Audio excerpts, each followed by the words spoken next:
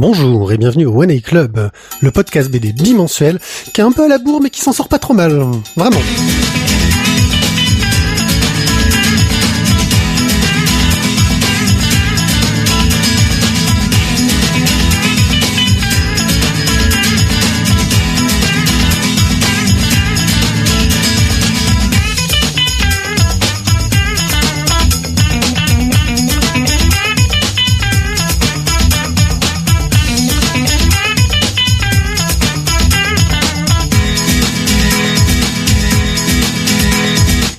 Bonsoir à tous, bienvenue dans cette émission.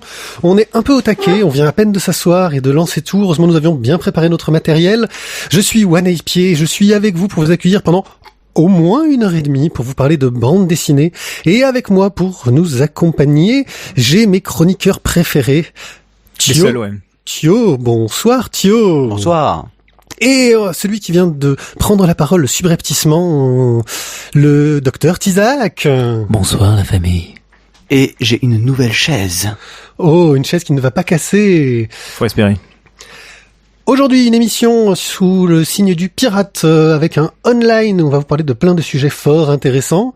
Nous enchaînerons avec nos chroniques d'Altaïr, les tomes 1 et 2. Une chronique sur le dernier Jérôme Bloch, l'ermite. Nous parlerons du tome 2 de Big Bang Cats et de la BD Copacabana. Notre carte blanche, Fanny, la community manager de Graph Comics, nous a fait le plaisir de nous raconter un peu quelle était leur mésaventure de bande dessinée gratos. Bonsoir Fanny.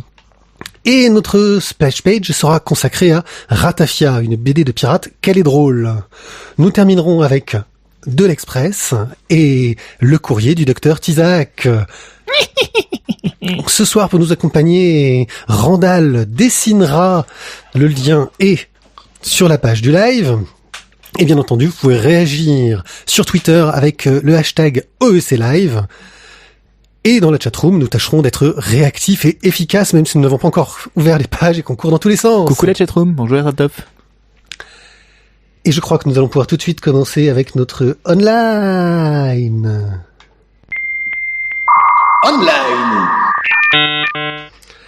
Une petite série de news diverses et variées. Nous commençons par quelque chose qui me tient particulièrement à cœur. Sponge Comics a lancé un Patreon. Alors qu'est-ce que Patreon ? Patreon, c'est un site qui permet de soutenir différents projets en leur donnant des sous. Le principe, c'est très simple, c'est que vous choisissez combien vous voulez donner, soit de façon mensuelle, soit à l'acte, c'est-à-dire dès qu'il y a une publication. Ça dépend de la personne qui organise le Patreon. Et Sponge Comics a décidé, en gros, de faire du mensuel. Donc, tous les mois, vous pouvez donner la somme que vous voulez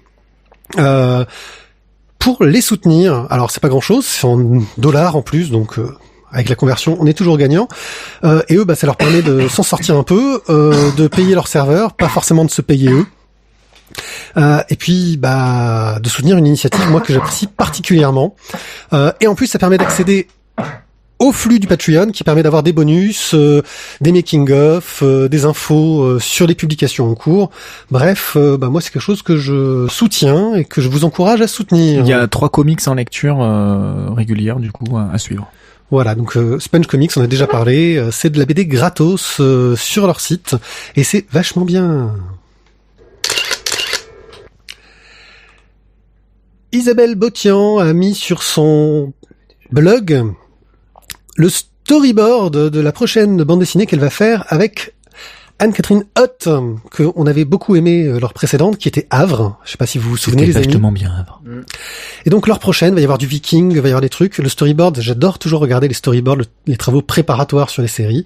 On vous mettra les liens dès que possible. Si Tizak est à la cool, peut-être même qu'il peut les mettre dans la chatroom là maintenant, parce qu'il est trop fort. Ouais, tu peux, tu crois ? Tu veux que je mette quoi les liens vers le storyboard, les liens sont présents dans notre programme. Ouais. C'est dans le chauffeur. Pardon. Pierre Feuille Ciseaux, c'est une initiative de rencontre entre auteurs et dans la dernière qu'ils ont faite, c'est une sorte de petit festival interne, je connais pas très bien donc je veux pas dire de bêtises.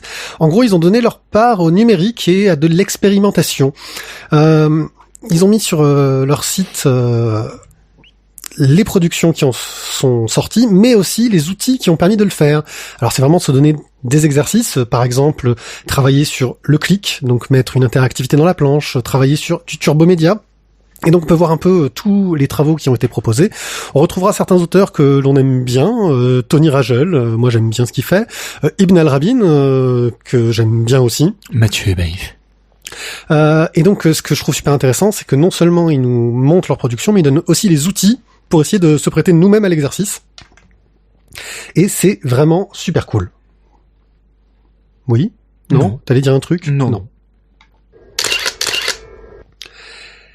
Isneo s'ouvre à la jeunesse. En gros, Isneo, c'est la plateforme de location et d'achat de bandes dessinées en ligne qui a été lancée par Média Participation, le gros groupuscule qui intègre Dupuis, Dargaud, Le Lombard, etc. En gros, ils ont intégré une partie du catalogue Bayard Jeunesse dans leur catalogue, ce qui est déjà sympa. Et en plus de ça, ils ont commencé à lancer un abonnement. Il y avait déjà un abonnement qui existait pour toutes leurs BD. Ils ont lancé en plus un abonnement manga. Et là, ils ont ouvert un abonnement jeunesse pour 5,90 €. On peut regarder un peu tout ce qu'ils veulent. Dommage pour le moment, le catalogue Bayard n'est pas encore intégré dedans. J'imagine qu'ils sont en train de négocier les droits. Mais on peut déjà trouver tous les Spirou, du Marsupilami, du Garfield, plein de séries bien sympas, 5,90 € en illimité. Pour le moment, ce n'est disponible que sur leur site internet, mais ils vont mettre à jour leur application Android et iOS, de façon à en plus créer un compte dédié aux enfants pour qu'ils ne puissent voir que ces BD-là et ne pas tomber sur du Manhara par hasard. Par hasard. Voilà, je trouve que 5,90 € c'est plutôt honnête et que, vu que nos enfants, la tablette, ça va être un peu, je pense, une extension de leur mentalité, ça peut être pas mal. T'en penses quoi, Thio, toi ? Ça peut être intéressant le truc Bayard jeunesse. Je pense que ça peut être sympa pour les instituts. J'allais dire ça, c'est ton côté instit qui parle ? Ah bah non, clairement. Après, pour tes gosses, ça peut être sympa aussi, puisque là, du coup, t'as plein de lectures à leur filer. Maintenant, est-ce que ça va pas tuer un petit peu le marché du livre pour les enfants ? Ça, je n'en sais rien. Mais bon, disons après, que ça peut être aussi un pied à l'étrier. Ouais, mais avant du de coup, passer à la version album. À 5,90, t'as 300 ou 400 albums. Non, mais justement, comme ça, tu leur fais découvrir. 300 ou 400 albums. Tu leur fais découvrir un peu de Spirou, un peu de machin, un peu de bidule, et puis, en fonction de ce qui lui plaît, tu commences la collecte là-dessus, plutôt que de taper au hasard. Ouais, mais du coup, la collecte, il se dira qu'il l'aura, parce que avec un petit abonnement à 5,90, t'as tout Spirou, tu vois. Ouais, mais il faut remplir les murs. Faut lui acheter des étagères Ikea vides. Fini, Ikea va fermer à cause de ça. Enfin bon, moi je trouve l'initiative pas mal. Le catalogue Bayard Jeunesse, je le connais pas du tout. Je sais pas si vous avez une petite idée de ce qu'il y a comme truc bien chez Bayard Jeunesse. Un petit peu. Je sais qu'on reçoit les catalogues aux écoles. Aux écoles. Oh, moi, j'en commande de temps en temps. Après, je suis plus Milan Jeunesse que Bayard. D'accord, c'était la discussion des spécialistes. Moi j'aime plus Jokatop, mais après c'est personnel, mais c'est pas les mêmes trucs en fait. Je prends Jokatop. Aucun rapport et 4 fois plus cher. Ouais, mais nous on est dans le privé. Attention, on est dans les débats d'instit. C'est parti. Et donc là c'est à moi de vous parler. Donc on a récemment donc le tome 4 de la complainte des Landes perdues est paru, enfin paraissait en fait. Oui, il est paru. Là, il est dans la pile de lecture.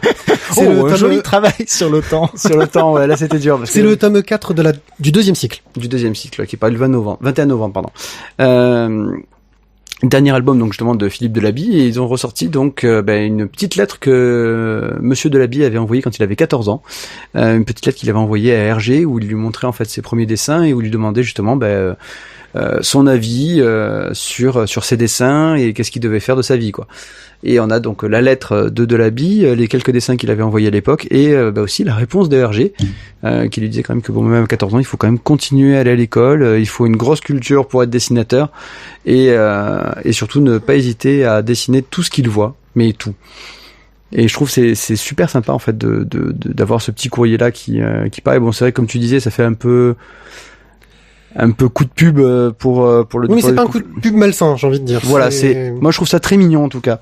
Le gars qui était en 75, qui avait 14 ans et qui était un auteur pas encore un auteur mais qui voulait le devenir et qui rencontre un monument comme Hergé. J'aurais voulu être un auteur. Bon, il y est arrivé. Voilà. En tout cas, voilà, on rappelle que Philippe Delaby est mort pendant qu'il dessinait le dernier tome du deuxième cycle de Complainte des Landes perdues, et que ça rend la chose encore plus triste. Voilà.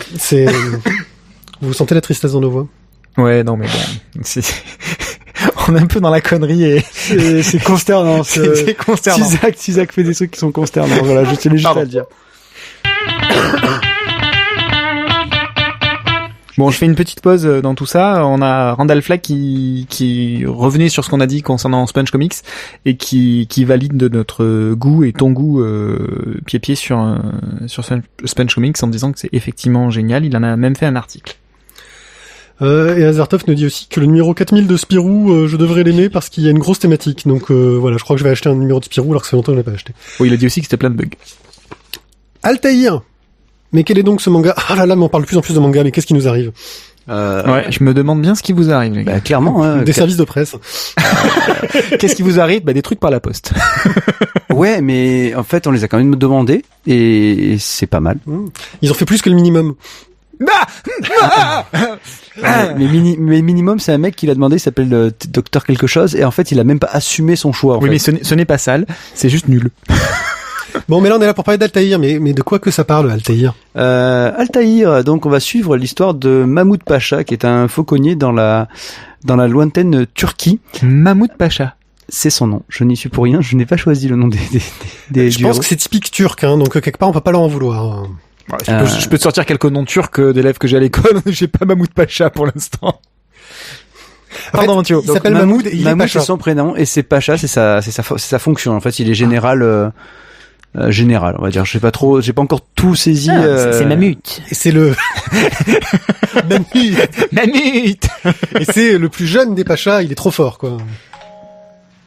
C'est le plus jeune des Pachas. Il a été donc le plus jeune des Pachas, ok. Voilà. Et on va suivre justement donc son histoire et les petites luttes intestines de pouvoir à l'intérieur du gouvernement de la Turquie, parce que visiblement c'est dur d'accéder au pouvoir dans celui-ci, et en même temps les luttes avec les pays environnants qui a priori on a que le côté de la Turquie, hein, mais la Turquie c'est les gens à la cool qui veulent vivre en paix, et les voisins c'est des gros fachos expansionnistes qui voudraient en fait conquérir le pays.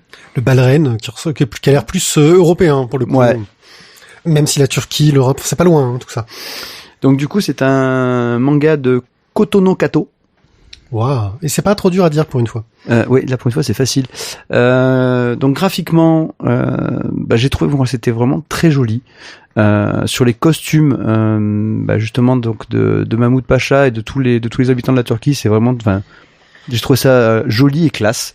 Les décors sont dans les villes sont absolument, je trouve, magnifiques. Et au niveau du scénario, le premier tome, c'est vraiment une grosse mise en place qui est pas exceptionnelle, clairement. Enfin moi, la difficulté que j'ai eue sur la mise en place, c'est qu'il y a beaucoup de concepts, de noms, de fonctions, de personnages, et c'est vrai que c'est un peu dur de se mettre dans le bain. Mais ça s'allège dès le tome 2. Dès le tome 2, en fait, on rentre vraiment dans le vif du sujet, avec de l'action, plein de choses qui se passent. Et là, moi, j'ai trouvé ça très sympa, parce que justement, il y a tous les conflits entre les différents pachas à l'intérieur de la Turquie, plus les conflits avec l'extérieur. Et bien mené, sympa. Il y a un côté politique. Dans le tome 1, il y a un côté politique, très politique, que je trouve assez intéressant, sur la stratégie, sur comment est-ce qu'ils doivent réagir, en gros, il y a toute une action politique, je vais pas rentrer dans les détails pour pas tout raconter, mais à la fin, Mahmoud est un petit peu puni. Là, tu es en train de spoiler le tome 3. Oui, non, mais je dis pas ce qui lui arrive exactement. Il est un petit peu puni, ce qui va amener dans le tome 2 toute la suite d'événements. On n'est plus terre à terre dès le tome 2. On n'est plus dans les hautes sphères du pouvoir.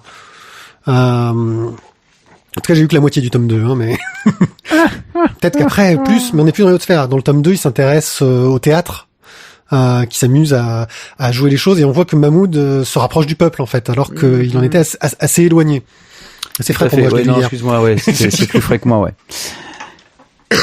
Alors c'est vrai que le tome 1, c'est mais peut-être que leur plan d'attaque c'était ça, mais en fait non. Oh, mais mon meilleur ami m'a trahi, mais en fait peut-être qu'il a pas fait exprès. Ouais, et puis surtout moi, le seul défaut que je trouve par rapport au tome dans le tome 1, c'est surtout les phases ou la phase de combat qui est, je trouve, par contre pas super bien menée, mais manque de clarté. Ouais, un gros manque de clarté, mais sinon je trouve que c'est assez sympa à lire quand même. Oui, et c'est vrai que le graphisme, alors je connaissais pas l'auteur, mais j'imagine qu'il doit être un minimum connu, parce que À la fin du tome, il y a un peu les crédits, et il a quand même une équipe de 9 assistants, plus un designer, ce qui fait vraiment une sacrée équipe. Le bonheur des stagiaires. En tout cas, voilà, c'est très beau, c'est très bien foutu, il y a un travail sur les... Je sais pas à quel point c'est historique en fait. C'est ça que j'ai du mal à savoir. Je connais pas du tout la période, je connais pas... Ah non, mais moi non plus. Mais en fait, je pense quand même que c'est dérivé à la fois de parties réalistes, mais ensuite il y a quand même, je pense, une grosse partie qui est romancée. Hein. Bah, le côté culturel par exemple, qui est très mis en avant. Que je trouve très intéressant. Il parle pas trop de religion, mais c'est sous-entendu. Enfin, c'est vraiment quelque chose... moi, j'ai trouvé ça bien cool. Je sais pas, moi, il n'y a pas encore un Assassin's Creed en Turquie, donc pour l'instant, je peux pas te répondre. Ah ouais, mais comme ils avancent dans le temps, c'est foutu, là. Il faudrait qu'ils fassent un Assassin's Creed qui se passe avant. Ouais, mais sur la PS3, ils vont refaire une sorte de petit retour en arrière, je pense.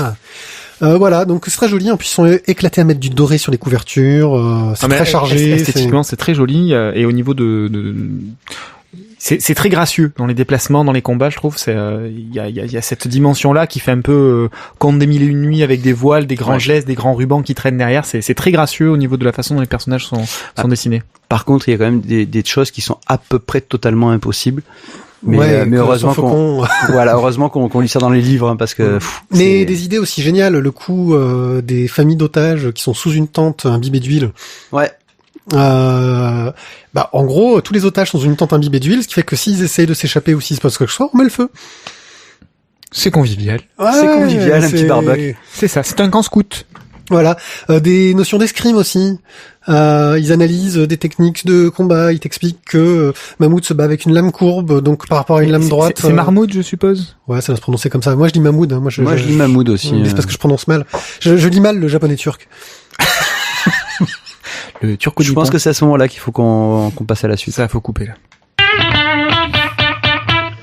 Alors, Isaac. Jérôme K, Jérôme Bloch. Donc on en est quand même au tome numéro 24, l'ermite. Donc ça nous raconte, ça part tout simplement comme une petite enquête banale où Jérôme doit aller amener une lettre à un vieil homme ermite isolé dans un village qui a été rayé des cartes parce que normalement il a été inondé par la mise en place d'un barrage. Et donc, quand il arrive enfin sur place, je passe le détail de certaines péripéties, il se retrouve avec les restes d'un village, une seule maison, et donc ce vieillard qui habite avec son chien pour seul et unique compagnon. Et en fait, cette enquête qui pourrait paraître assez simpliste au départ, nous amène en fait dans une intrigue beaucoup plus intime et sur le passé de ce vieil homme qui a été emprisonné, qui a été accusé de meurtre, qui a un passé quand même assez trouble, assez noir, et qui lui-même n'a pas un comportement très avenant finalement, qui entretient un petit peu ce voile de mystère assez malsain autour de lui. La couverture annonce bien, hein, il les accueille avec un fusil, quoi.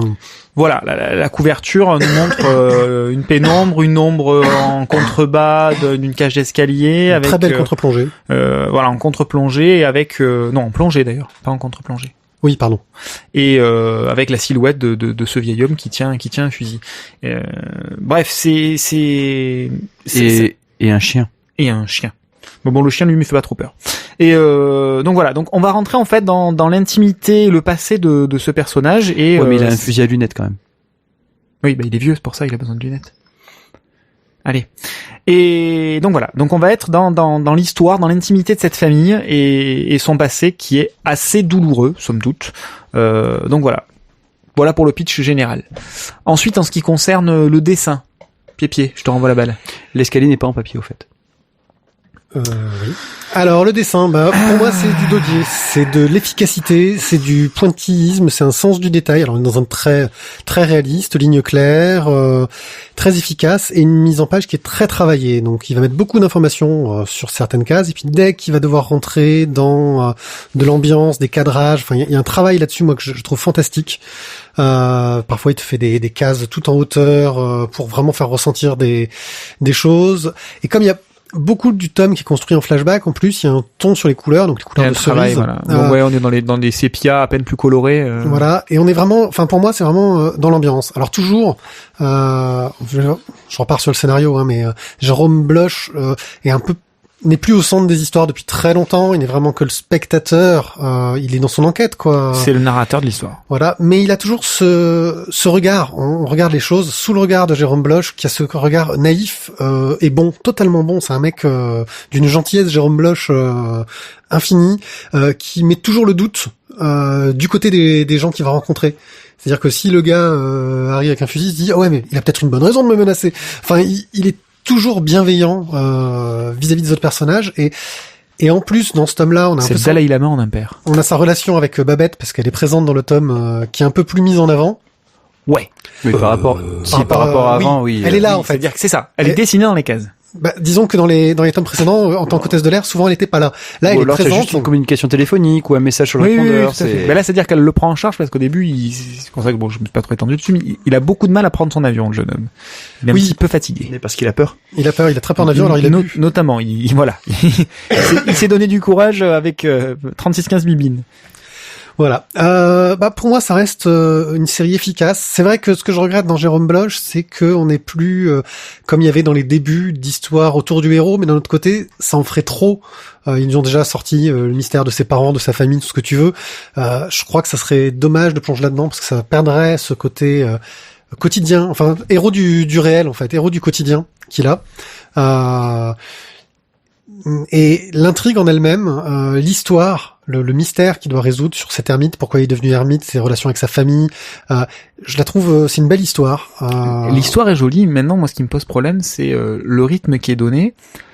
C'est un enquêteur qui a tout pété 30 ans, mais voilà. Et franchement, il se comporte comme un mec, comme Colombo, quoi. Enfin, Bogart. Sans la classe.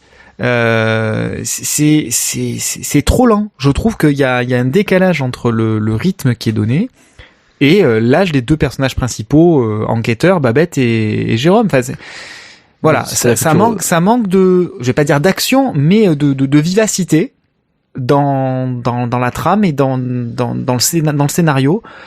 Ça donne vraiment l'impression d'un grand-père qui raconte ses histoires d'enquête. Alors, je te rejoins dans un sens, mais je suis pas à 100%.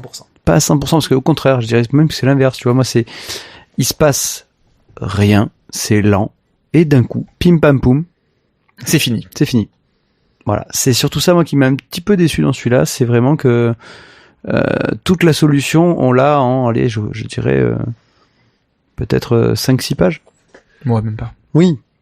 Et c'est un peu dommage parce que il nous fait monter la sauce, et puis pim pam poum, c'est fini. Voilà, vous avez toutes les réponses. Ouais, la résolution était un peu trop rapide. Finalement, il passe plus de temps avec comment on va s'occuper du chien que la résolution. C'est exactement ça. Ouais, le chien, il a une super importance. Wow.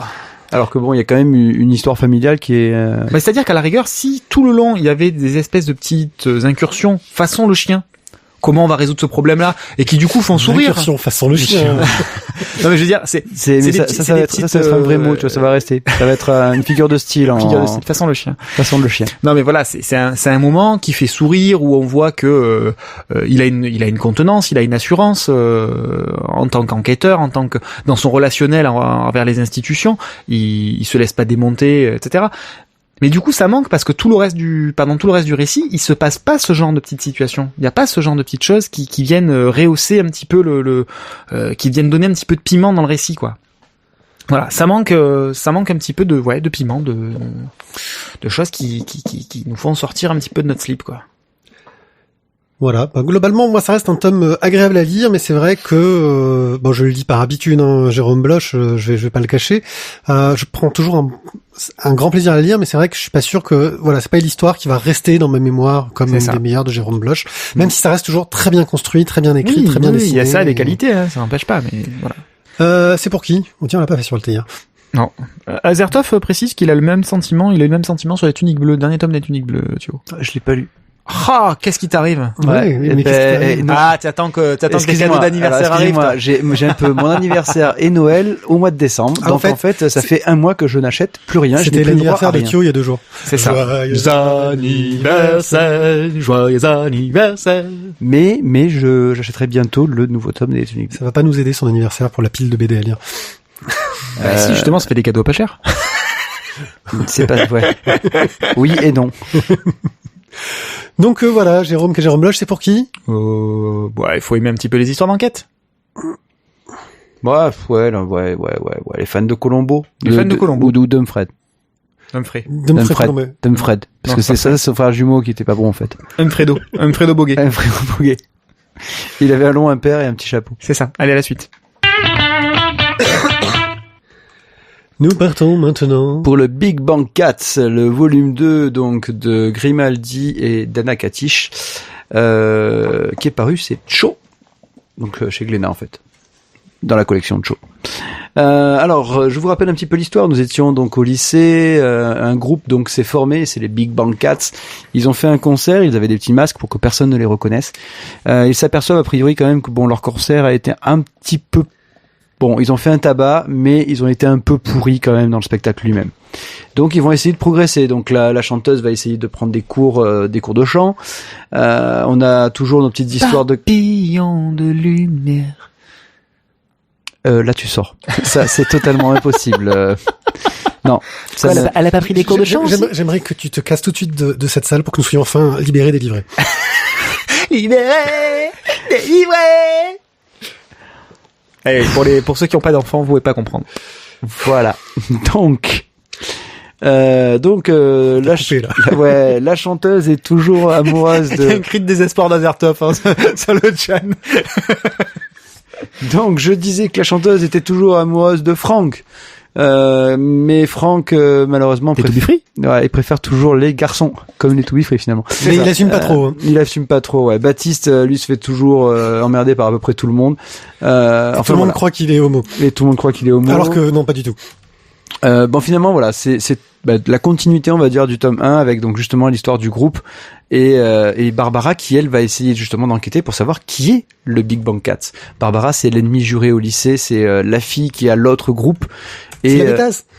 Et attends, c'est lequel? C'est Baptiste ou c'est Franck qui jouait dans son groupe? C'est Franck, je crois. On dirait une discussion autour d'Hélène et les garçons, les enfants. Ouais, mais c'est ça. C'est Hélène et les garçons moderne. Au lycée, en moderne, mais en vachement mieux. Et là, vous allez me dire, mais comment tu sais que c'est vachement mieux? Donc, tu as regardé Hélène et les garçons? Non, parce que de toute façon, ça ne peut être que mieux qu'Hélène et les garçons. Et je te remercie. Tisac. Merci. Ah là, tu m'as sauvé. Est-ce que c'est au niveau du miracle de l'amour? Ça, j'ai jamais vu. Zut, je croyais que j'allais la voir, tu vois, mais... Non, j'ai jamais regardé les trucs comme ça. Non, mais par rapport à premier baiser. Allez. Donc, franchement, c'est vraiment, moi, je trouve ça super. C'est très frais, c'est très dynamique. C'est là qu'on voit qu'on avait dit, hein, parce que dire, ouais, c'est super, Mathieu, c'est plus un mot qui existe. C'est trop bête. Putain, mais ça va, les gars, vous allez peut-être cracher sur moi, quoi. Bon, tu kiffes la vibe sur cette BD, quoi. Bah, je kiffe pas la vibe non plus, mais bon, j'ai passé un bon moment, c'est sympa. Au niveau des graphismes, qu'est-ce que t'en penses, Pied? Et ben, moi, je trouve toujours le dessin de Anna Katish vachement bien. Katish, je sais jamais. Katish, elle est russe. Elle est russe. Vachement bien. C'est moderne. Ouais, dans le temps, ça peut dire, tu as dit Katish. Catfish pour les Big Bang Cats, ça peut ouais, c'est ça.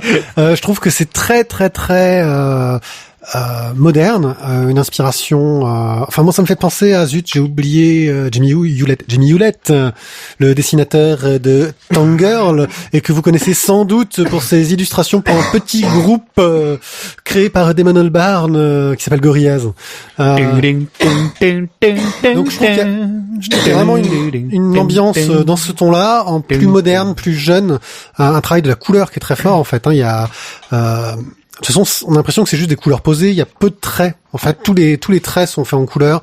C'est très dynamique, c'est très péchu.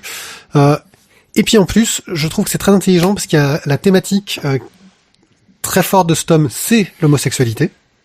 Mais c'est traité tout en finesse, tout en douceur. Ça reste, si on lit entre les lignes, le thème super fort, mais c'est jamais mis en avant dans l'intrigue. L'intrigue, ça reste le groupe. comment ils vont s'en sortir. Mais tu as tout en filigrane cette relation à l'homosexualité, celui qui est pas homosexuel et que tout le monde croit qu'il l'est et ça l'embête, celui qui l'aime et qui assume pas du tout, et qui du coup fait le méchant au lycée. Voilà, et qui en plus assume pas dans le groupe non plus en fait, et qui est bien content d'avoir un masque, qui aimerait bien en parler à des gens mais qui osent pas aller en parler. Voilà, non franchement une BD jeunesse très réussie. Moi je ferais quand même un petit reproche, c'est que la plupart des cases sont avec le même plan, c'est-à-dire qu'on se retrouve avec des personnages qui sont toujours coupés au niveau de la taille. Il aime visiblement pas beaucoup faire les jambes, les quelques, enfin elle pardon. Et d'ailleurs quand on est sur un plan plus large et qu'on voit effectivement les guibolles, bon, c'est pas la meilleure partie. Oui, mais quand tu as lu... Et du coup, voilà, on est tout le temps avec des plans coupés à la taille. Quand tu as lu Humberto Ramos, tous les pieds sont réussis. Ouais. Humberto Ramos, c'est celui qui te dit qu'en fait, le pied, c'est vrai que c'est pas facile à faire, et donc, si tu assumes de les faire, déjà, t'es fort. Voilà. Bon, bah là, apparemment, elle assume moyennement. C'est un peu comme le héros qui assume moyennement son homosexualité. Aussi. Elle assume pas son antifétichisme des pieds. Donc voilà, une série moi que j'ai trouvé vraiment très très très... C'est pour qui pour vos enfants, futurement homosexuels. Moi je dis que c'est pour tous les ados qui s'intéressent à la musique, parce qu'en plus ils se posent des vrais problèmes de groupe de jeunes, quoi. Trouver le local pour répéter, trouver les créneaux pour que tout le monde puisse être là alors que chacun fait ses trucs à côté, l'autre qui va devoir bosser à côté et qui est pas disponible pour toutes les répètes. C'est aussi transposable au jeu de rôle, hein. Pour tous les rôlistes c'est pareil, pour trouver un moment où tout le monde est dispo, enfin bon... Pour toutes les activités de groupe, quoi, en fait, c'est compliqué. C'est ça. Donc, c'est... Petit regard malicieux. Hein. Ouais, ils ont des activités de groupe entre eux, je préfère... Vous avez arrêté de Starcraft, non, Warcraft. On est vieux maintenant, on peut plus. Ah. Bon, très bien. Merde. Si vous le dites. Je crois que nous avons fait le tour de ce fantastique album. Il faut passer à la suite. Tout de suite. D'ailleurs, justement, ça va être un peu plus en activité de groupe, là. Ouais.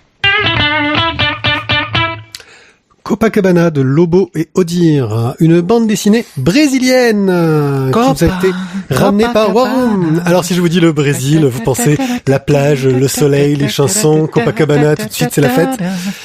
Elle est plus de Schweppes, s'il te plaît. Tu peux nous la faire? Ouais. Eh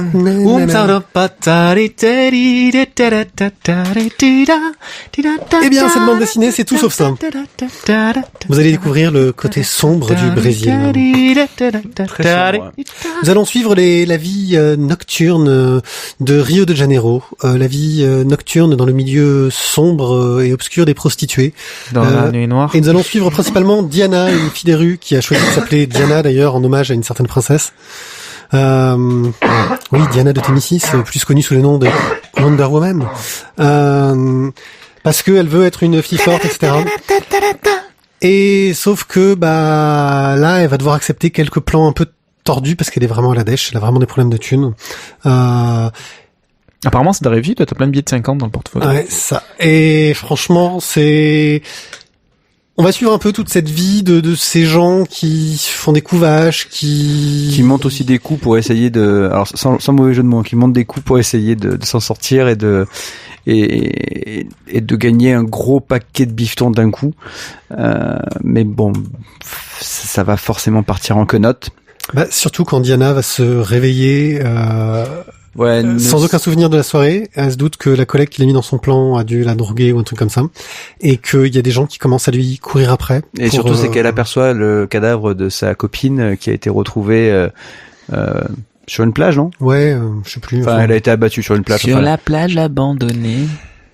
C'est une bande dessinée très noire, très glauque. C'est du noir et blanc. Il y a un style du noir épais et blanc. Ouais, noir épais. Voilà. Il y a un style vraiment sombre.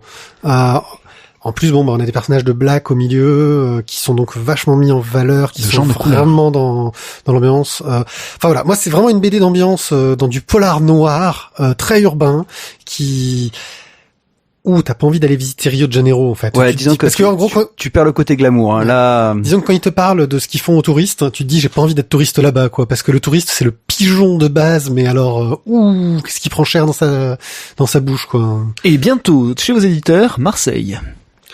Moi Ouais, je sais pas, non, ça me fait moins cet effet à Marseille. C'est parce que nous, on n'est pas touristes. Parce qu'on n'est pas touriste à Marseille. C'est pour ça. Voilà, moi, c'est vraiment une BD que j'ai beaucoup aimée, qui m'a laissé un peu sur le cul, parce que j'ai trouvé les personnages touchants, attachants, mais l'ambiance pesante et vraiment dure, quoi. Il y a des moments où tu fais... Merde, t'as envie qu'ils s'en sortent, t'as envie que... tu as envie qu'il y ait du mieux pour eux, mais pourtant, bah... Tu vois pas la lumière au bout du couloir. C'est ça. Ne regarde pas... Quand tu dis des trucs qui peuvent avoir double sens, ne regarde pas Tizak. Mais pourquoi est-ce que tu m'as foutu sur la table en face de lui? Qu'est-ce que je te dise? Voilà. Pourquoi tu m'as mis sur la table? Non mais arrêtez, stop. Là, vous commencez à partir totalement en canotte. Et arrête de mourir dans ton micro. Je t'assure que j'aimerais bien arrêter de mourir, mais je crois que ma tuberculose est en train de vraiment remonter. Mais c'est vrai que Copacabana, c'est vraiment... j'ai pris vraiment une grosse claque. Et... Excellent. Graphiquement, je suis pas follement emballé, même si je trouve c'est dense. Ça fait un peu fouillis. Ça fait un peu fouillis et difficilement lisible. C'est efficace, mais c'est quand même confus. Enfin, c'est efficace, mais très fouillis. Par contre, oui, c'est pas un trait net, c'est pas un trait clair, c'est très, mais ça va bien avec. C'est trash, brutal. Quoi. C'est brutal. Mais au niveau du scénario, au niveau des personnages, c'est vraiment excellent. J'ai passé un très bon moment. Voilà. Et tes prochaines vacances à Rio de Janeiro? Non. J'ai prévu, justement, dans 3 ans, pour mes 40 ans, je pars en Australie et en Nouvelle-Zélande. Chez les Hobbits. Vive les Hobbits. Donc, Copacabana, de Lobo et Odir chez Warum, le côté de Warum Vraum qui fait pas des trucs drôles. C'est pour qui? Oula! Là, c'est dur, hein. Là, c'est pour ceux qui aiment le polar, très noir.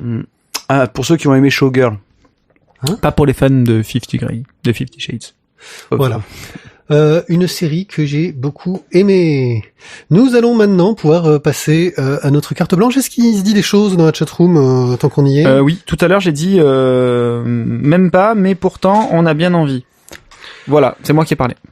C'était très confus, c'est très décousu, Simiris. En tout cas, non, je vous retranscris ça pêle-mêle. Non, c'est Azertov qui se demandait si on avait enregistré des BD des glaçons avant de faire l'émission. Est-ce que des BD des glaçons lui manquent ou est-ce qu'il pense qu'on est franchement alcoolisé? Alors, on n'est pas alcoolisé, mais des BD des glaçons, normalement, devraient revenir, sans doute, je pense, à Noël. Il devrait y en avoir au moins 1, voire 2, peut-être. On espère. Qui seront enregistrés et diffusés plus tard. On essaye de se trouver, de mieux les écrire que les précédents, qui étaient bien sympathiques. On s'est bien amusé, mais on s'est rendu compte qu'il y avait quand même quelques lacunes à l'écriture. Quelle écriture? Non. Alors, c'est pas vrai, parce qu'il y avait de l'écriture. Moi, je suis désolé. Il y a un problème. On est mauvais. Il y a un problème de jeu d'acteur à un moment donné, et je dirais que le seul acteur parmi nous n'était pas forcément le meilleur pour le coup. Hein, quoi? Est-ce qu'il attaque là? Oh là là, je crois que c'était pas la gueule, ça. Je crois que c'était pas la gueule. Celui-là, il a envoyé quand même. Bon, puisque comme ça, fallait bien vanner. On va vous laisser avec la carte blanche à Graph Comics qui va vous parler de ce fantastique projet de BD distribué gratuitement tel un métro ou un 20 minutes. On se retrouve d'ici une quinzaine de minutes. À tout à l'heure. Carte blanche à Fanny de Graph Comics. Bonsoir Fanny et merci d'avoir accepté cette carte blanche. Bonsoir. Alors Fanny, tu es la community manager d'un projet qui a pour but d'éditer de la bande dessinée d'inspiration américaine, super-héros comics, gratuitement, en hebdomadaire, distribué un peu là où ce sera possible, ce que j'ai cru comprendre. C'est ça. Comment est-ce qu'est apparue cette idée qui semble un peu dingue, en fait, de vouloir faire un métro de la bande dessinée? Pas si dingue que ça, je dirais. C'est vrai que suite au succès un peu incroyable des journaux gratuits, il y a eu pas mal d'engouement autour de ce phénomène-là. Et en fait, Yanis Gourdin, qui a eu l'idée de la société, avec Vincent Fourneuf, lit un petit peu de manga. Il se trouve que ça existe au Japon. Cette idée de proposer des mangas gratuits sur le même principe que la presse gratuite. Voilà. C'est le seul endroit où ça existe déjà, sinon on est les premiers. Waouh, c'est super. Ça doit être un peu la pression quand même. Un petit peu, et c'est surtout qu'il faut beaucoup expliquer. Voilà. Mais après, c'est pas grave, on est là pour ça. Mais c'est vrai que le but c'était de pas uniquement faire du contenu gratuit sur des news, mais pourquoi pas passer dans le divertissement, pourquoi pas faire un divertissement accessible à tous. Donc qu'est-ce qui est accessible à tous? C'est ce qui est gratuit, tout simplement. Et c'est vrai que on est parti sur les étudiants. C'est pour ça qu'effectivement la distribution, elle se fait un peu partout dans l'idéal, mais bon, pour l'instant, pour des raisons financières notamment et aussi d'organisation, ça va être sur la région Île-de-France, à la sortie des universités, des grandes écoles et des lycées de la région Île-de-France. Et en fait, c'est vouloir un peu rendre ce média accessible à tous, le faire connaître un peu plus. Les deux créateurs, c'est des passionnés. Moi qui ai rejoint l'aventure plus récemment, je suis une passionnée aussi de bande dessinée. Donc, oui, j'ai vu que tu avais un blog. Oui, tout à fait. Comics pour Noob. J'ai été très inspirée, moi aussi. Moi, c'est ça qui a fait que j'ai rejoint l'équipe, en fait. C'est que moi, j'ai vraiment pour but de faire découvrir les comics à tout le monde et un peu sortir de cette idée que les BD c'est pour les enfants, les BD c'est Tintin, Astérix et les premiers Superman un peu tout gentils, tout simples, on va dire. Là, le but ça a été aussi de faire des séries différentes, de styles différents. Donc c'est pas comics en fait. Il y a une série qui est très très comics, très super-héros, c'est Next Gen. Next Gen, c'est un groupe de super-héros qui apparaît et qui se met à sauver des gens. Donc là effectivement, c'est très comics, mais les autres, c'est des styles très différents en fait. Il y a un côté, le Prince de Tennis, c'est plus une BD d'aventure sur une planète. Les Nouveaux Argonautes, c'est un peu plus enfantin. C'est le héros il y a 14 ans. Il y a Bliss, c'est un peu plus Tomb Raider avec ce côté très aventurière, Indiana Jones et tout ça, donc c'est des styles très différents. Le côté graphique qui fait énormément penser, je trouve, à de la BD américaine. On sent des influences très très fortes, je pense pas mal à l'école Topco. Oui, ça c'est une grosse influence. Je confirme. Voilà, donc que ce soit dans les designs, c'est vrai que quand j'ai vu Bliss la première fois, je me suis dit tiens, un mélange de Malicia et de Witchblade. On me le dit beaucoup, tiens. Alors Malicia, je crois que c'est la première fois, mais alors pourtant moi c'est la première chose à laquelle j'ai pensé, la mèche blanche. Oui, voilà. Mais on ne l'a jamais dit. Par contre Witchblade, oui, beaucoup. Mais c'est assez drôle parce qu'en fait l'histoire n'a rien à voir. C'est le postulat de base qui est très qui fait penser, les visuels qui font penser, mais en fait l'histoire est très très différente. Enfin ça, vous verrez. On verra. Alors ça, c'est le côté vraiment artistique. Donc il y a 4 séries, il y a un univers partagé, un événement qui est l'apparition d'une nouvelle lune qui en gros fait apparaître tous les phénomènes bizarres qui vont faire l'apparition des pouvoirs, quoi. C'est ça. Le truc, c'est que vous êtes une société, votre objectif, ça va être de gagner des sous, bien sûr. en faisant ce qui vous plaît, bien sûr. Est-ce que vous n'avez pas peur qu'à un moment donné, vu que vous fonctionnez sur un modèle publicitaire, c'est la publicité qui va vendre, ça va avoir une influence sur le contenu éditorial ? Bon, je ne pense pas, parce que c'est vrai qu'on le voit sur tout ce qui existe déjà sur le même modèle. Par exemple, il peut y avoir tout à fait des publicités qui vont un peu plus loin, on va dire, plus que juste on inclut l'encadré, qui sont des articles commandés par une société, par exemple. Ça existe beaucoup dans la presse féminine, par exemple, mais c'est évidemment très bien indiqué. Et le contenu, le reste, en tout cas les bandes dessinées, jamais ce ne sera impacté. De toute façon, pour être tout à fait honnête, il y a les 2 prochaines années qui sont déjà planifiées par les scénaristes. Donc... Je veux dire, est-ce qu'on peut pas s'attendre à avoir du placement de produits, à faire si je prenais ma Mégane pour aller arrêter ce super vilain. Alors ça, je vous avoue sincèrement, on n'y a même jamais pensé tellement ça nous semble inconcevable. D'accord, parce que c'est vrai qu'on le voit beaucoup dans les séries télé, par exemple. Ouais. Je viens de regarder un truc où on voyait que bizarrement, il nous montrait très très bien qu'il utilisait un Windows 8. ça on voit très souvent, oui. Voilà, donc pourquoi pas, je veux dire, si c'est fait discrètement, ça pourrait ne pas gêner, mais donc c'est vraiment quelque chose auquel vous avez pas du tout... mais alors pas du tout pensé, c'est même la première fois que on me l'évoque, c'est assez drôle, mais voilà, pour moi c'est pas quelque chose qui est pensable, parce que c'est une création avant tout, et je pense que dans les séries télé auxquelles on pense, il y a quand même énormément d'argent derrière, c'est même pas une simple société, c'est un empire financier, donc là... Je veux dire, c'est pas les mêmes. Vous voulez pas créer un empire financier ? Vous savez quoi ? On veut déjà faire quelque chose de très bien, de lisible, de correct, qui fonctionne. L'empire financier, on en reparle dans quelques années. Non, parce que ça peut être pas mal. C'est un premier pas pour dominer le monde. Oui, mais c'est très important. Mais je pense que toute personne qui lit des BD rêve un jour secrètement de dominer le monde. On va pas se mentir, mais on le dit de côté. On le dit pas comme ça. J'ai rien dit là. D'accord. Je couperai pas un montage, mais je ferai comme si on n'avait rien entendu. Donc, ça va être hebdomadaire, 4 séries, donc qui vont tourner d'une semaine sur l'autre. Combien de planches de BD, combien de pages de contenu dans chaque Alors en fait, c'est le même format que les comics américains. Donc c'est-à-dire qu'il y a une vingtaine de pages d'histoire en fait, de planches, et ensuite il y a quelques pages de publicité évidemment, et puis 5-6 pages de suppléments magazine. Ça c'est le côté en plus qu'on propose en fait. En plus des séries, il y a un petit supplément qui va parler de pop culture en général en fait. Donc c'est pas que BD, c'est pas que comics. Ça peut être le cinéma, ça peut être manga, ça peut être la musique. Enfin vraiment, on est très très ouvert sur la question. On va pas avoir des articles culturels bizarres comme dans les vieux Strange qui mettaient pour satisfaire les publications pour la jeunesse. On va essayer de pas être bizarre. Je vous garantis rien, mais on va essayer. Ouais, mais en gros, là, ce que tu me décris, c'est vraiment un fascicule à l'américaine, parce que les fascicules à l'américaine, il y a des pubs qui sont exactement ça. C'est exactement ça, en fait. C'est ça, c'est le modèle en fait, c'est un croisement de 2 modèles. C'est le modèle de presse gratuite, 20 minutes, métro, etc., avec le modèle de comics américain. Au niveau du format et au niveau de la taille, c'est ça. Au-delà de l'aspect créatif, donc moi j'avoue graphiquement ce que j'ai vu ça m'a assez impressionné, je trouvais ça très très classe. Maintenant j'attends de voir au niveau de l'histoire parce que c'est vrai qu'on reconnaît beaucoup les inspirations graphiques, mais ça a l'air maîtrisé, ça a l'air d'être du pompage. C'est ça que j'apprécie. C'est pas du pompage, merci. Non mais souvent quand on reconnaît un trait, même chez des grands dessinateurs, on a l'impression vraiment qu'il y a du calcage, et là je trouve que on sent que c'est de l'inspiration mais que c'est maîtrisé derrière. Au-delà donc de l'aspect créatif, il y a aussi un aspect de distribution parce que donc il faut que vous créiez totalement un réseau de distribution. Ça en fait c'est déjà prévu, on a un distributeur. On a déjà, c'est pour ça sur notre site il y a une page où nous trouver, où on retrouve en fait les endroits où nous serons distribués.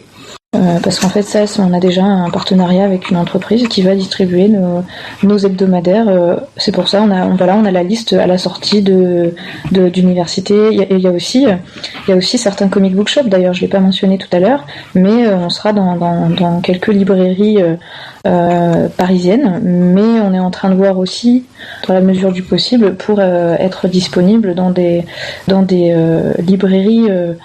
Ouais, on va faire le Parisien de base de province. Est-ce que vous avez pensé à vous rapprocher de réseaux de distribution de bande dessinée classique, ou de réseaux de librairies? Par exemple, je pense aux librairies Canal BD, qui sont des librairies spécialisées là-dedans et qui seraient sûrement intéressées par ce genre de magazine. Pour l'instant, c'est pas notre modèle, parce que si jamais on distribue comme ça engendre une autre façon de fonctionner, un autre coût, etc. Maintenant, oui. C'est que ça existe, on va voir par la suite, mais c'est vrai que c'est une chose à la fois, on va dire. Vous envisagez des recueils, justement, parce que si vous publiez ça régulièrement et que ça arrive en province super tard, il va nous manquer les premiers numéros. Si jamais ça arrive, ça n'arrivera pas super tard, déjà. Le but, c'est de faire quand même quelque chose de correct et de simultané partout. La deuxième chose, c'est que après la distribution, en fait, la version numérique est disponible sur le site, sera disponible sur le site en tout cas. Donc si jamais, on peut tout à fait prendre en cours de route, se retrouver avec le numéro 5, dire tiens c'est sympa, on peut aller sur le site et lire les 4 premiers numéros tout à fait simplement. Mais le recueil n'est pas un modèle auquel vous avez pensé C'est-à-dire que nous, notre modèle est gratuit. On imagine difficilement faire un recueil avec plein de pubs dedans. Je pense qu'en France, ça serait un peu compliqué parce que on n'a pas. Nous, on a la culture du beau livre, on a la culture de la collection, donc bon, voilà. Et du coup, il faudrait qu'on fasse payer, alors qu'avant, on les a distribués gratuitement. C'est un peu bizarre quand même. Non, mais je veux dire, il y a des gens qui sont encore très hermétiques à la lecture connectés sur le web, qui pourraient être contents de se dire tiens, j'ai adoré cette série, j'ai trouvé le dessin sympa, le scénario m'a plu, j'aimerais bien l'avoir dans ma bibliothèque. Dans ces cas-là, j'ai envie de dire, il faut vivre avec son temps. Il faut télécharger la version PDF et puis voilà. Je pose plein de questions vaches. Mais en même temps, non, il faut les poser. Mais on a un modèle qui est particulier, qui est différent de ce qui se fait, bien sûr. Donc, comme tout modèle, il y a des aspects négatifs, ce qui est normal. Il y a des aspects qui ne vont pas convenir à tout le monde. mais on essaye de faire au mieux, tout simplement. Vous pensez vous ouvrir à d'autres séries ou d'autres genres par la suite? Je vous avoue, pour l'instant, on n'y a pas pensé. Parce que là, on a 4 séries, donc c'est une par semaine, donc clairement, on ne pourrait pas en faire plus. Maintenant, c'est pas exclu que ces séries se terminent, en fait, qu'il y ait une fin à ces histoires, qu'on fasse le tour, et qu'on démarre d'autres, pourquoi pas. Mais pour l'instant, en tout cas, tant qu'il y a des histoires à raconter sur ces 4 séries, et il y en a, il y en a pas mal, ça sera ces 4 séries-là. Bon, donc je résume, moi, pauvre provincial, j'aimerais bien voir les trucs en papier, j'ai qu'une solution, il faut que j'aille sur Ulule. Tout à fait, c'est la meilleure solution, c'est de contribuer sur notre campagne, comme ça, c'est envoyé à domicile, c'est encore mieux, même pas besoin de se déplacer, et ça nous aidera surtout à faire aboutir le projet, en fait, parce qu'il nous manque encore un petit peu de coup de pouce, je dirais, pour démarrer la distribution. Et c'est ça qui va nous faire vivre, c'est les gens qui vont contribuer à notre campagne de financement sur Ulule, qui se passe en ce moment. Et j'ai envie de dire, c'est du donnant-donnant, donc c'est vrai qu'on a essayé de prévoir des contributions qui, je pense, sont intéressantes, et en tout cas, les premiers retours sont très positifs, donc ça nous fait vraiment plaisir. Et voilà, on a essayé de penser aussi aux gens, et aux gens qui sont pas à Paris, parce que voilà, malheureusement, nous on aimerait bien distribuer partout dans le monde, mais bon, voilà, on fait un peu pour l'instant comme ça. Mais en tout cas, oui, la meilleure solution, c'est ça, c'est d'aller sur Ulule et de contribuer. On vous enverra tout ça. Et comme je vois, dès 5 €, on peut recevoir pendant 2 ans les magazines chez soi, donc ça fait 104 magazines, oui. Ce qui est pas mal. Et que ensuite il y a d'autres papiers où on peut avoir des dédicaces, des éditions collector. Oui, on a essayé de faire des dessins assez attractifs pour que les gens aient des choses qui soient, les gens qui contribuent aient des choses qui soient inédites, qui soient, je pense, enfin, c'est vrai que moi je trouve ça, je prêche pour ma paroisse, mais je trouve ça assez sympathique, les dessins qui ont été inclus, le côté plus on donne, plus on a de choses, et je pense en tout cas que les dessins et les posters et les couvertures variantes sont des choses assez sympathiques à avoir, quoi. En tout cas, les fans de comics connaissent déjà en fait le principe, donc c'est vrai que ça parle à pas mal de gens. Donc là, le Ulule va permettre en fait d'accélérer le démarrage du projet. Tout à fait. Disons que le Ulule ne fonctionne pas, donc vous demandez 8 000 €, vous êtes déjà à 12%. Ouais. Vous serez sans doute à plus quand cette interview sera diffusée. J'espère. Si ça fonctionne pas, les séries sortiront quand même, sauf que ça sera plus tard, c'est ça ? C'est ça. En fait, là, ce qui est important, c'est de dire que notre modèle économique, c'est pas de faire une campagne et de sortir, de refaire une campagne et de ressortir. C'est une aide, c'est en fait ce qui va nous permettre de faire aboutir le projet, puisque, comme je disais tout à l'heure, c'est vrai que c'est un projet assez neuf, donc il y a un petit peu de méfiance, je dirais, des gens, et notamment des annonceurs qui se demandent est-ce que ça va sortir un jour, des banques, enfin voilà, tout ce genre de personnes auxquelles on est confronté quand on veut monter une société. Donc faire ce projet, c'est à la fois faire connaître, montrer aussi à toutes ces institutions qu'il y a des gens qui sont prêts pour ça, qu'il y a des gens qui sont intéressés. Donc on va acquérir un certain poids, forcément, on espère en tout cas. Et voilà, maintenant si ça fonctionne pas, notre modèle ne change pas en fait. Ça repose toujours sur les annonceurs, ça repose toujours sur les banques, ça repose toujours sur des fonds publics, comme n'importe quelle société en fait. Là, c'est juste que ça nous permet, en faisant cette campagne, d'accélérer les choses, et je dirais de faire...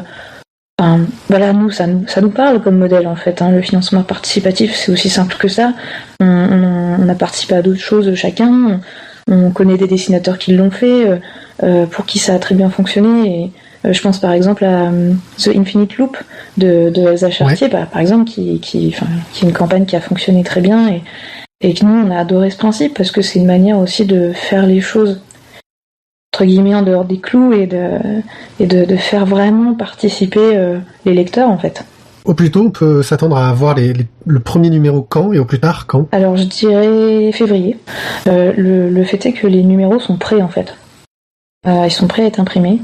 On attend simplement que la campagne soit terminée. Donc, en fait, dès que c'est terminé, on imprime et c'est tout. Tout est prêt en fait. Février, vous visez Angoulême ou c'est un peu dur en fait à savoir. Très honnêtement, on est en train d'en discuter. Je peux pas vraiment donner de réponse pour l'instant. Je suis désolée. D'accord. Bon, moi j'encourage tout le monde, d'ailleurs il va falloir que j'aille le faire, à aller mettre au moins 5 € pour recevoir à domicile les magazines, 102 magazines chez soi pendant 2 ans, ce qui est plutôt honnête, je trouve. Merci beaucoup Fanny de nous avoir présenté tout ça. De rien, c'était un plaisir. Je mettrai tous les liens pour le Ulule, pour Graph Comics, etc. Si vous voulez en apprendre un peu plus et jeter un œil aux superbes planches qui sont disponibles.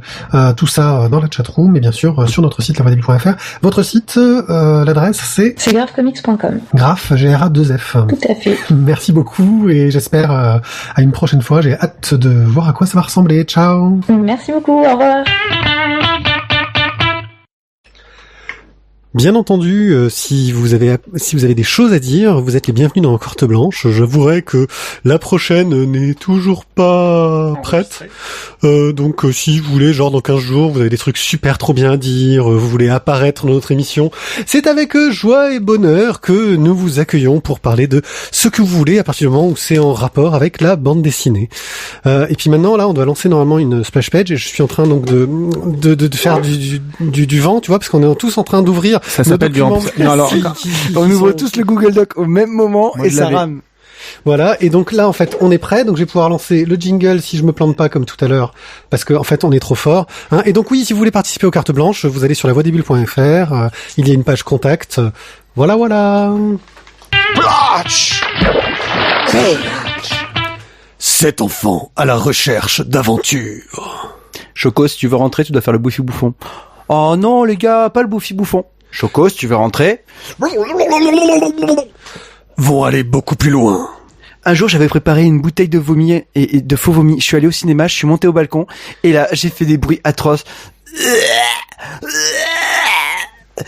Et j'ai vidé la bouteille et là, tout le monde s'est mis à vomir partout. Ils se vomissaient les uns sur les autres. C'était horrible. Il commence à me plaire, ce petit. Nous devons trouver le trésor de Willy le Borgne et affronter les plus grands dangers. Data, fais quelque chose. Ok, tous derrière moi. Les dents de la mort. Aïe, Francis, fais quelque chose. Mais pas avec ton épée. Et s'ouvrir à de nouvelles amitiés. Balance plus fort, le bébé s'envole. Berceau s'envole. Bon, d'accord, on t'a fait tomber, mais juste une fois. Bon, d'accord, 2 fois. Pour résoudre les plus grands mystères. Je sais pas si c'est un la dièse ou un si bémol. C'était pas pareil sur le Steinway de ma mère. Bah, si tu te trompes encore, c'est toi qui vas être molle, hein. Dont celui de l'amour. Tu savais que Brett portait un appareil ? Non, mais tu devrais peut-être embrasser avec les yeux ouverts la prochaine fois. Les Goonies, sortis le 12 de dans vos cinémas. Eh oui, désolé, on ne pouvait pas résister à citer cet excellent film, ce monument, ce popcorn movie de la mort que sont les Goonies pour vous parler de Ratafia.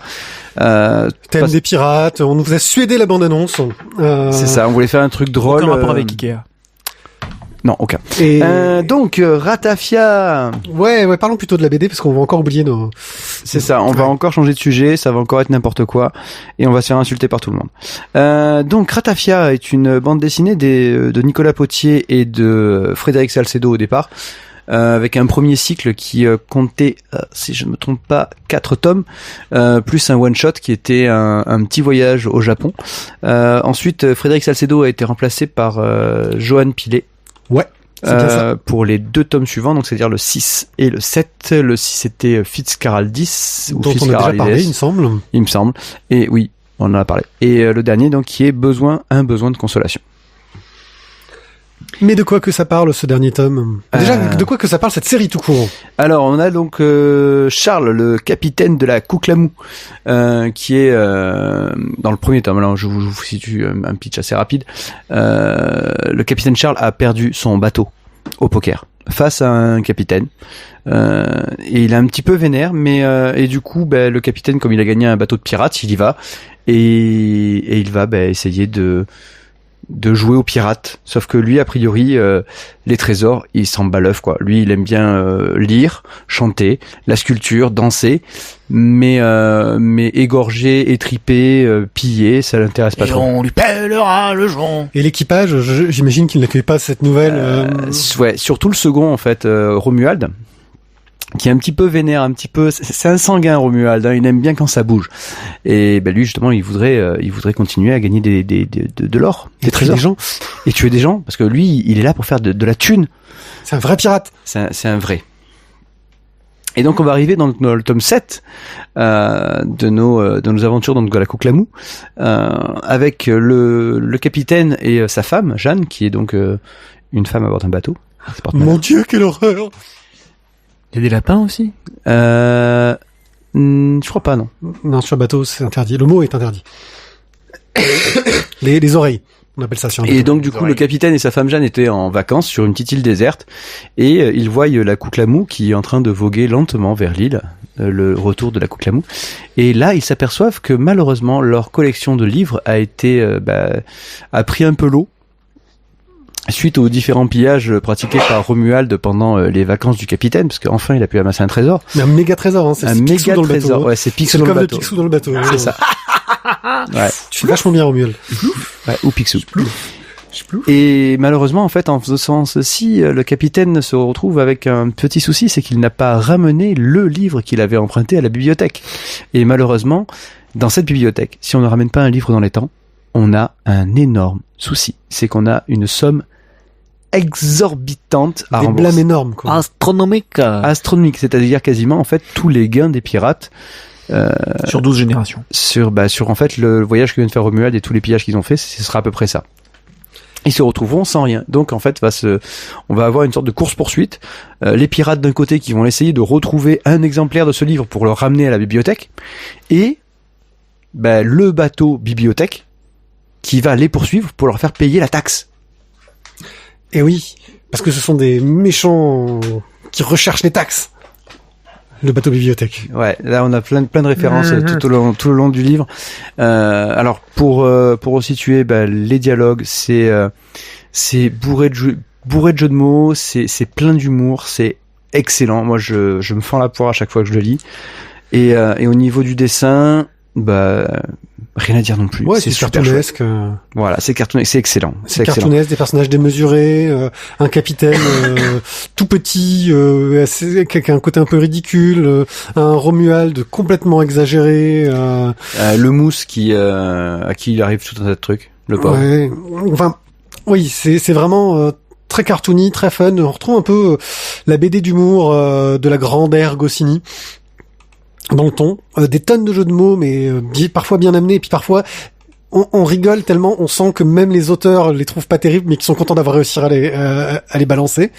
Et surtout dans ce tome, moi j'ai trouvé une critique du monde de l'édition, une critique globale à ce niveau-là, mais assez trash, où par exemple ils arrivent dans une bibliothèque où ils n'ont qu'un seul livre, en plein d'exemplaires, hein, mais ils n'ont qu'un seul livre. Mais on lui demande, mais pourquoi est-ce que vous avez qu'un seul livre? C'est parce que c'est ce que les gens demandent. Oui, mais si vous proposez qu'un seul livre, les gens peuvent pas demander d'autres. Mais peu importe, vu qu'ils veulent tous lire celui-là. Autant dire que les community managers de chez Glénat, hein, c'est très étrange. Voilà, se sont donnés à cœur joie pour ressortir cette planche-là à la sortie du livre de Trierweiler. C'était très très bien amené, et enfin voilà, j'ai trouvé que il y avait sur l'industrie du livre, sur tout ça, toute une critique énorme, mais que ça restait super drôle. C'est très très fun. Ouais, la crise du livre avec toutes les librairies qui ferment et qui n'existent plus, et le pauvre Romuald qui va quand même bien trimer pour essayer de trouver un exemplaire du livre. D'ailleurs, je me rappelle même plus le titre. La Consolation. Oui. Un besoin de consolation. Voilà, il cherche le bouquin. Donc voilà, c'est vraiment très réussi. Je me suis vraiment fendu la poire. Alors on connaissait déjà un peu les auteurs, nous, parce qu'on avait lu des deux frères, parce que c'est Greg Salcedo à la couleur et Frédéric Salcedo qui avaient créé la série. Parce qu'on avait beaucoup aimé Nous ne serons jamais des héros ouais. qu'on a chroniqué il y a très longtemps maintenant. Je suis presque au tout début en fait du podcast. Voilà, qui est pas du tout dans une veine humoristique, mais qui était vraiment, non, c'est pas humoristique. Vraiment très très bien.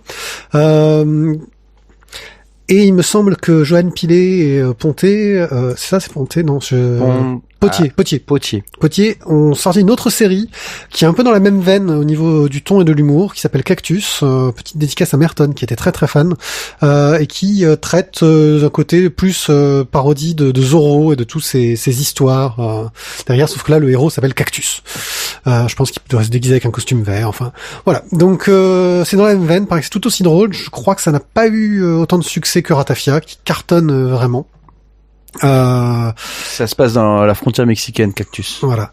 Et moi franchement, c'est une BD qui m'a fait à la fois mourir de rire parce que c'est très léger, c'est très simple à lire, mais qui a un fond, mais d'un cynisme vis-à-vis du monde du livre, dans ce tome-là, en tout cas, que j'ai trouvé particulièrement réussi, et qui parle beaucoup à tous les gens qui s'intéressent à la culture et à la vie du livre en France.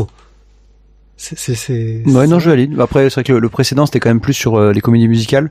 Oui. Le Nénuphar, c'était donc justement un petit voyage au Japon. Et les quatre premiers tomes, c'était un cycle complet en fait. Après, c'est vrai que depuis le tome 4, on est arrivé que sur des one-shots. Il se renouvelle quand même.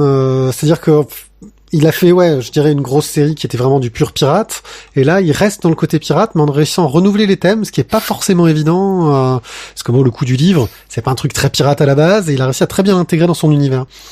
Surtout la bibliothèque navire. Oui. Qui est une idée rigolote, quoi. Enfin, c'est totalement absurde, mais il y a beaucoup de choses absurdes, mais c'est excellent. Voilà. Une excellente série que nous recommandons pour qui? Thio? Pour tous les fans d'absurde, quoi. Pour ceux qui ont regardé les Goonies et qui ont rigolé. Ouais, pour nous, quoi. Pour le trentenaire, le 37 centenaire. Ouais. Enfin, pour il y a très longtemps. Ouais, marche pour 36 aussi. Ouais, 36 aussi. Voilà. Express. Nous allons donc vous parler dans notre Express. Nous commençons par parler de Invincible, tome 13, Prélude à la guerre. Un tome un peu particulier qui, comme le précédent, va avoir en première moitié la série Invincible classique et en deuxième moitié les aventures de Rexplode et de, j'ai oublié le nom de la copine de Atom Eve. Donc ça se passe longtemps avant les débuts d'Invincible. Ça raconte un peu les origines de ces personnages. Du côté de la série régulière Invincible, c'est très sympathique. On continue à avancer dans les histoires. Il y a les Martiens qui commencent à réattaquer. Invincible. Les calmars. Ouais. Enfin, Invincible qui commence à relier contact avec l'agence gouvernementale, qui est un peu largué, qui sait pas trop où il en est. Surtout que son père devrait pas tarder à revenir, que la guerre contre les grands méchants devrait pas tarder à revenir aussi. Les Viltrumites, voilà. Viltrumites. Ouais.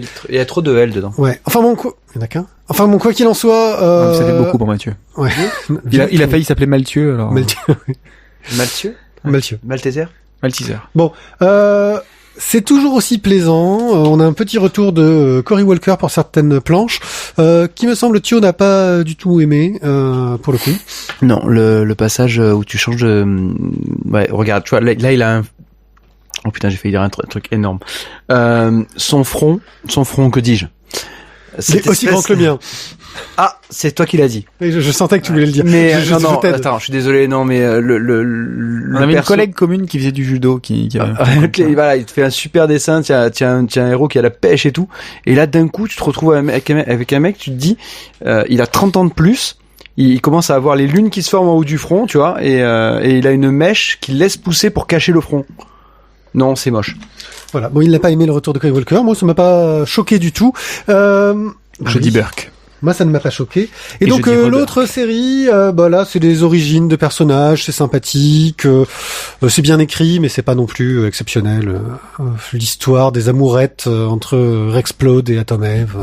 C'est pas la partie la plus transcendante du bouquin, c'est ça? Ouais. Franchement, non. Je pense qu'il vaut mieux attendre la grande bataille, la guerre. Qui devrait pas tarder, parce que là, c'était le prélude. Le fight. Et nous allons parler de la Tour Fantôme, tome 4. Je vous rappelle que dans le tome précédent... Encore un manga. Dans le tome précédent, nous en étions au point où les souterrains de la maison, en fait, de la Tour Fantôme ont été à peu près brûlés, incendiés. Il ne reste rien. Normalement, l'horloger de la mort est dead. Mais petit rebondissement, c'est que Taichi et Tetsuo, donc en fait, sont recherchés pour le meurtre des personnes qui étaient avec eux dans le labyrinthe souterrain. Et ils vont devoir fuir. Mais comment fuir ? Eh bien, on va se déguiser. Et là, que se passe-t-il ?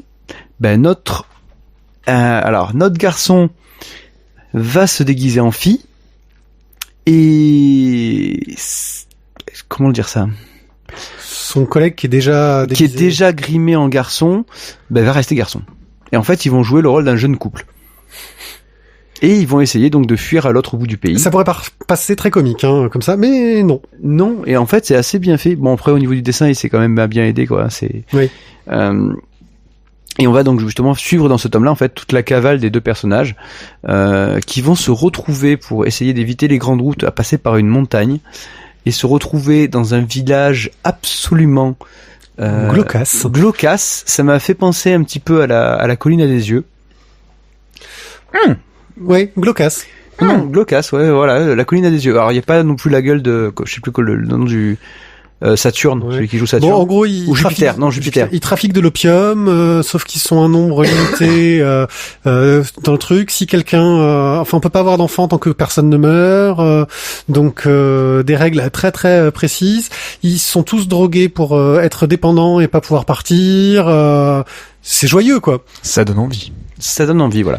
Mais il y a un mystère de meurtre. Il y a un meurtre qui va se dérouler, et comment est-ce résoudre le meurtre, ça va être un truc super.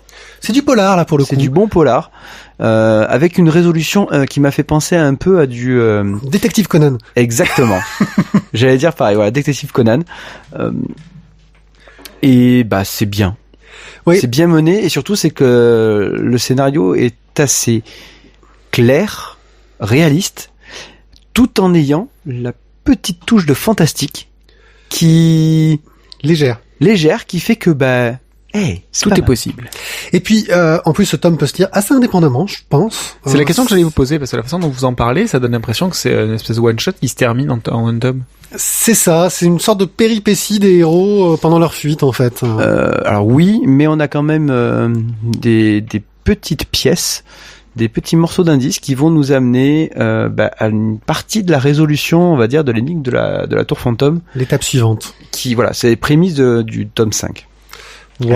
Qui là du Toi coup, t'as déjà lu, mais on en reparlera plus tard. On reparlera plus tard, et là ça bouge. Là il y a des infos, et ça devient très sympa et très machiavélique. Et ça change de style. Moi, ce que j'aime, c'est que ça change de style à chaque tome, tout en restant cohérent. Donc, La Tour Fantôme, le tome 4 est très très bien, et la série est plutôt très sympa.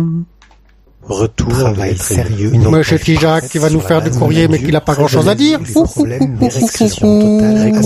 pas besoin de grand chose. Voyant astrologue. Bonsoir, jeunes gens. Le Doc Isaac est enfin de retour. Mais que s'est-il passé? Rien. On manque de commentaires. C'est quoi cette blague? Lunch, où es-tu? Lunch, où es-tu? Lunchouné. Lunchouné, tu nous as quand même laissé un petit commentaire concernant les réponses du concours de l'émission numéro 100. Et tu pensais que on allait simplement avoir des petits motifs à base de points de croix, etc. Et tu as été agréablement surpris que les points de croix aient été remplacés par des perles à repasser. Qui fait la classe. Je dois bien avouer que l'exercice n'était pas évident et le rendu l'est encore moins. En attendant, il s'agit là du vainqueur, on le félicite encore une fois, et je me joins à toi, monsieur Pierrick, pour avoir un retour concernant les autres productions qui nous ont été envoyées et pour lesquelles on aimerait avoir une autorisation de publication. Oui, parce que j'ai oublié de demander dans le formulaire, j'aime bien être ce côté un peu légaliste et rigoriste, j'aime bien de faire les choses un peu dans les règles, et donc j'ai demandé aux gens, après coup, si je pouvais publier leur œuvre sur notre site. Tu es un homme de droite, de droit. De droit, voilà.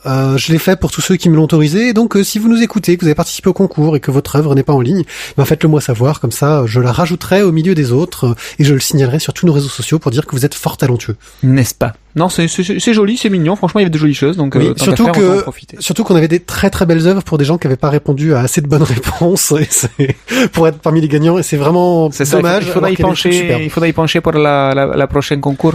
Oui, on verra. Parce qu'un concours comme celui-là, je suis pas sûr que j'en organise un tout de suite. Parce que waouh, c'était costaud à faire. Tu dis ça parce qu'on avait besoin de 153 mètres carrés pour stocker toutes les BD, mais ça n'a rien à voir. Non, surtout c'est les kilos de bande dessinée envoyées. Ouais, et puis j'imagine quand j'ai dû faire mes 2 brouettes pour aller à la poste, j'avais un bon plan, hein. Mais Toujours une brouette pour un bon plan. Ou un bon plan pour une brouette. La suite de nos aventures nous ramène à France pour l'émission numéro 104 avec Toturi, le comeback du retour qu'on n'avait pas vu depuis un petit moment, qui nous remercie donc pour les nombreux podcasts qu'il avait ratés, qu'il a écouté paf tout d'un coup. Et alors concernant Wicca, il imagine que les fans de Le Droit doivent être super contents. Thio, tu es super content? Non. Tu es super content? Bah non, voilà, tu as mal imaginé. Perdu. Donc c'est pas nul, mais lui il envisage ça plutôt comme un roman illustré. Tayo? Oh, ce silence. Moi, je dirais que si ça peut le rassurer, voilà, ok. Mais moi, ça m'a toujours pas rassuré. D'accord. Pied, concernant un certain Thomas D. Oui. Qui est aussi Gilles Dumay, directeur éditorial de Noël Lune d'encre. De Noël Lune d'encre, j'aime beaucoup ce qu'ils font, la collection est fantastique, j'ai des magnifiques intégrales de Philippe Cadic qui sont sorties chez eux, voilà. Et donc Toturi nous conseille une petite lecture d'un bouquin qui s'appelle Le Trône d'ébène, La Voix du sabre et les différents recueils qui ont été publiés donc sous cet éditeur. T'es en train de mourir en lien avec ce qu'il raconte ou... Non, aucun lien je pense, mais c'est pas grave. Et donc par contre il dit que c'est pas trop adapté pour la narration en bande dessinée. Concernant la revue dessinée, lui aussi, il plus soit concernant la belle qualité de cette revue. Par contre, il a un petit peu plus de mal concernant la partie vidéo. La partie vidéo de... Sur YouTube pour regarder l'émission en question. Ah oui, l'émission dessinée. Oui, l'émission. Alors l'émission dessinée, oui. Alors comme je le disais dans les commentaires, l'émission dessinée, ils ont quand même fait quelque chose d'assez intelligent, parce que ouais, 5 heures d'émission à se mater d'un coup, c'est un peu difficile. Ils ont découpé l'émission en plein de petits bouts, et donc les petits bouts durent entre 10 minutes et... C'est-à-dire qu'il y a moins d'effets 40, spéciaux que dans Star Wars, forcément, tout d'un coup. Les petits bouts entre 10 minutes et 40 minutes sont plutôt sympas à voir, à grignoter par-ci par-là. Ça permet d'approfondir les sujets que vous avez aimés dans la revue dessinée. Par exemple, sur la mort du juge, dont j'ai oublié le nom, qui avait été assassiné.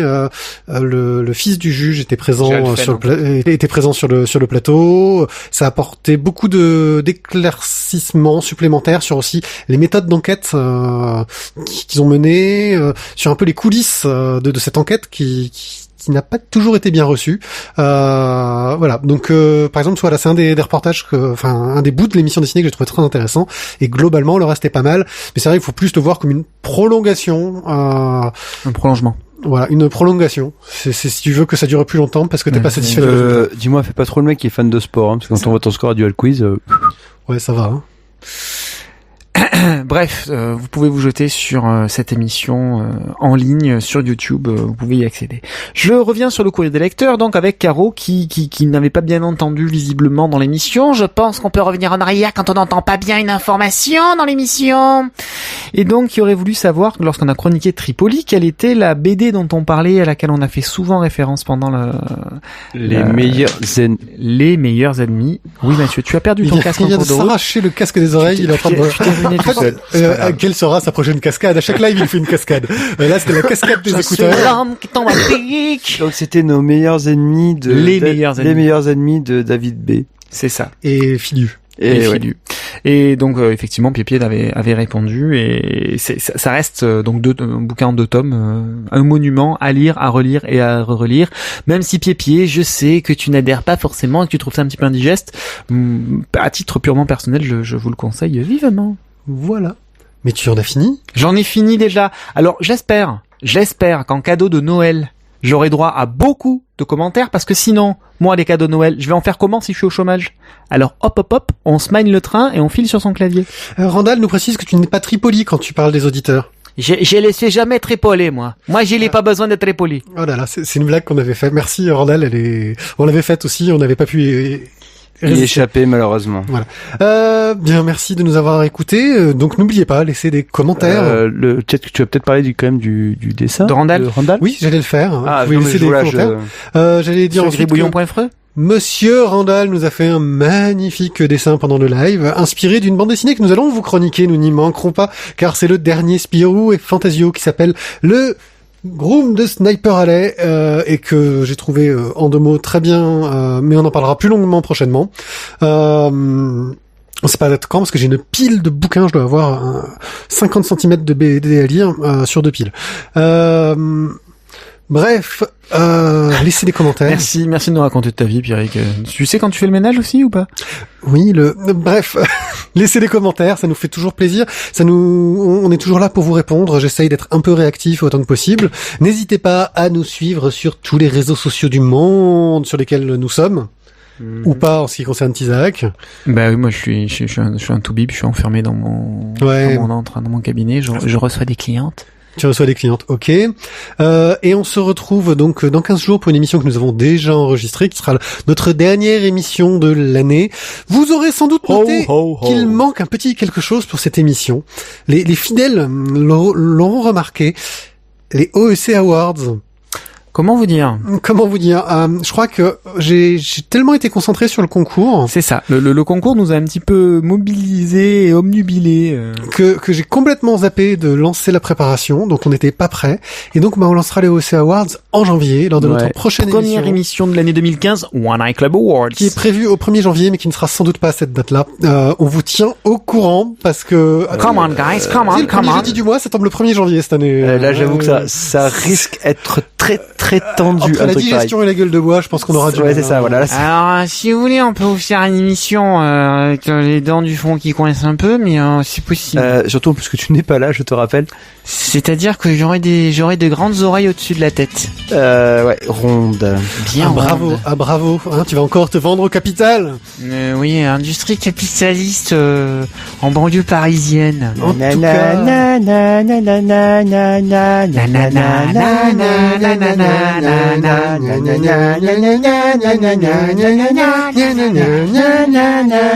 Au revoir à tous, merci. Désolé, on vous a flingué votre soirée, vous avez It's a Small World dans la tête pour au moins une semaine. Ciao, à dans 15 jours, bye. Il en faut peu pour être heureux.